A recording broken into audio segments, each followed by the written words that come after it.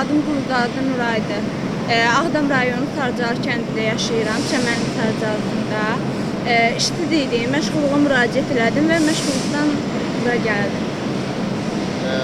Necədir iş olsun, yəni Ağdamda işləmək nə tür duyğudur? Çox gözəldir, yəni çox gözəldir. İş çox yaxşı bir şeydir. Ağdam şəhər, Evoğlu kənd sakiniyəm. Hal-hazırda da burada işləyirəm, işimdən də məmnunam. Ağdam rayonunda məşğulluq şöbəsinə müraciət etmişdim. O da məni işlə təmin elədi.